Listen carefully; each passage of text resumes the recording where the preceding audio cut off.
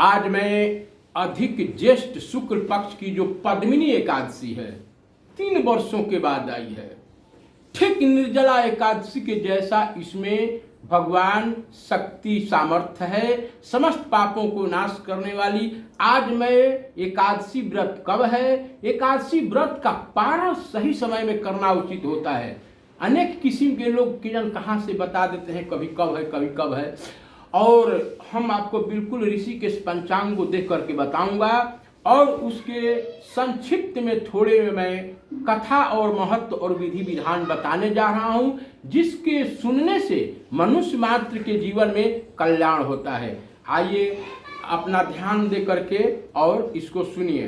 प्रेम से बोले वृंदावन बिहारी लाल की जय। तो युधिष्ठिर जी ने कहे, युधिष्ठिर जी और पांडवों के बीच में सभाएं लगी हुई थी और भगवान श्री कृष्ण वहां मौजूद थे। तो वहां पूछा गया कि हे जनार्दन, अब कृपा करके अधिक महीना में जो मलमास के शुक्ल पक्ष की एकादशी व्रत है उसकी कथा सुनाइए। श्री नारायण भगवान की जय। इस एकादशी का क्या नाम है, क्या पुण्य है, क्या फल है, क्या विधान है, ध्यान दे करके सुनिए। भगवान स्वयं श्री कृष्ण बोल रहे हैं कि हे राजन, अधिक मास शुक्ल पक्ष की एकादशी का नाम है क्या, पद्मिनी। इसके व्रत में भगवान पद्मनाभ की पूजा की जाती है और इस व्रत की कथा इससे पूर्व महर्षि नारद जी कह चुके हैं। यह 10वीं के दिन से ही व्रत आरंभ हो जाता है, यानी कि 10वीं को एक बार खीर का भोजन करना चाहिए, ब्रह्मचर्य धारण करके पृथ्वी पर सोना चाहिए। एकादशी को प्रातः उठकर शौच आदि से निवृत्त होकर दातुन करके कम से कम एकादशी के दिन 12 कुला जरूर करना चाहिए। नदी में, कुआं में, सरोवर में स्नान करना चाहिए। गोमय, मृतिका, तिल, कुश और आंवले से, चूर्ण से, यानी कि विधिवत स्नान जिससे स्वच्छता हो। और स्नान से पहले मिट्टी थोड़ा जरूर लगाना चाहिए। प्रार्थना करना चाहिए कि हे पृथ्वी, हे मिट्टी, भगवान ने बराह रूप धारण करके आपका उद्धार किया है और ब्रह्मा एवं कश्यप द्वारा तो आप तो अभिमंत्री हैं, अतः आप मुझे व्रत करने की शक्ति प्रदान करें। ऐसी जो है पृथ्वी माता से प्रार्थना करना चाहिए। ब्रह्मा के मुख से उत्पन्न होने वाली और समस्त संसार को पवित्र करने वाली आप मेरे अंगों को पवित्र और शुद्ध करो। हे शंख चक्र गदा एवं पद्मधारी देवाधिदेव जगन्नाथ, आप मुझे स्नान करने की आज्ञा दें, यानी कि हर काम में परमात्मा को स्मरण करते हुए आप काम करें। वरुण मंत्र का जप करते हुए गंगा आदि उत्तम, अगर कहीं गंगा आदि तीर्थों में आप गए हैं तो अच्छी बात है, नहीं गए हैं तो गंगा का स्मरण कर करके और स्नान करके स्वच्छ वस्त्र धारण कर करके बंधन आदि नित्य कर्मों से निवृत्त होकर भगवान के मंदिर में जाकर के पूजा करना चाहिए। किसका, तो राधिका सहित भगवान की, श्री कृष्ण वासुदेव नंदन। सोना की प्रतिमा, शंकर सहित पार्वती की प्रतिमा का पूजन करना चाहिए। शिव जी के साथ पार्वती जी को पूजन करने से अखंड सौभाग्य की रक्षा होती है। और धान्य के ऊपर कांसे का, तांबे का, सोने या एक घड़ा के ऊपर जो है वो वस्त्र अलंकृत कर करके और उसके ऊपर जो है पंचपल्लो वगैरह डाल कर करके और कटोरे में उसका जो है जो ढक्कन है उसमें चावल ओवल रख करके, पूर्ण पात नारियल रख करके और वहाँ पर विधिवत जो है विष्णु भगवान का, राधा कृष्ण भगवान का, शिव भगवान पार्वती जी के याद कर करके पूजन करना चाहिए। सावधानी क्या करना है, एक काम सावधान, किसी भी ऋतुमती रजस्वला स्त्री का स्पर्श नहीं करना चाहिए। मिथ्या भाषण एवं गुरु की निंदा तो एकदम नहीं सुनना चाहिए, करना चाहिए। इस एकादशी का निर्जल व्रत करना चाहिए, लेकिन विधान दिया गया हुआ है कि अगर आप अशक्त हो, आपके अंदर वह शक्ति नहीं है तो क्या करें, जलपान करें, नहीं तो फलाहार करें। इस चीज का सहारा लेकर के रात के प्रत्येक पहर में भगवान कृष्ण, भगवान शंकर की पूजा करना चाहिए।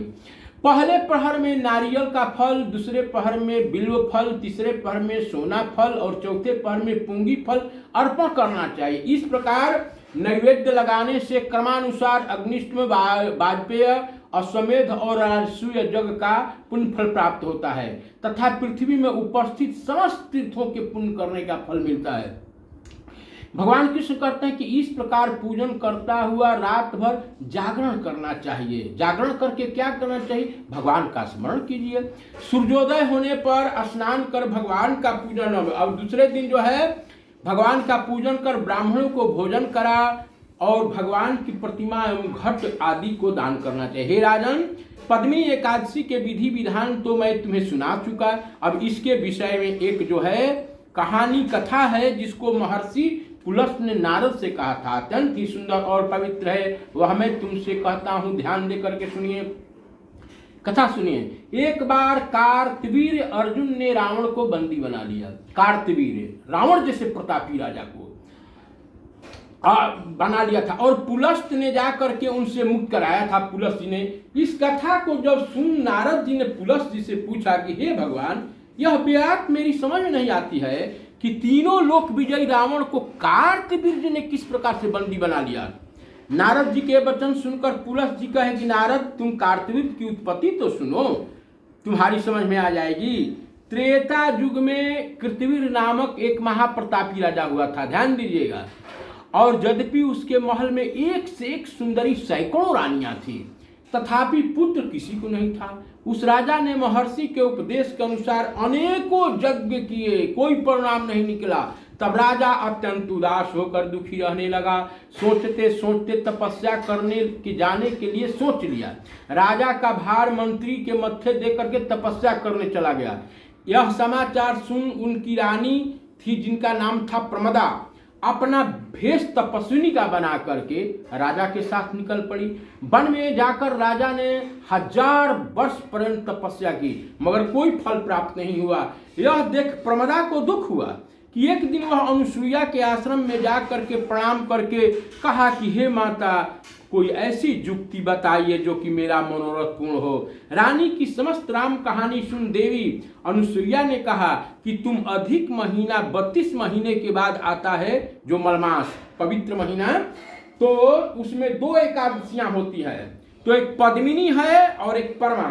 ये दोनों ही एकादशी अतुलनीय है, अच्छा फल देने वाली है। अस्तु, तुम इन दोनों ही एकादशियों का व्रत कर भगवान का पूजन करो, भजन कीर्तन कर रात्रि में जागरण करो, तुम्हारी मनोकामना अवश्य पूरी होगी। रानी देवी अनुसुईया से व्रत का विधान सुनकर अपने आश्रम में आई। पद्मिनी के व्रत का निराहार निर्जल रह करके रात्रि जागरण कीर्तन किया।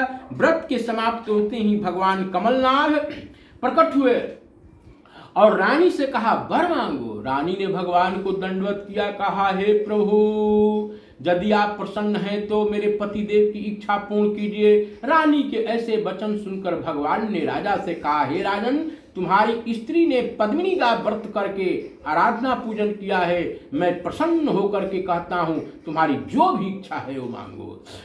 तो राजा बोले कि यदि आप प्रसन्न हैं मुझ पर तो हे प्रभु ऐसा संतान दीजिए जो सर्वश्रेष्ठ हो, आपके सिवा किसी हाथ से मरने वाला न हो। राजा की बात सुनकर भगवान बोल दिए, एवं अस्तु तथास्तु, ऐसा हो, और अंतर्ध्यान हो गए।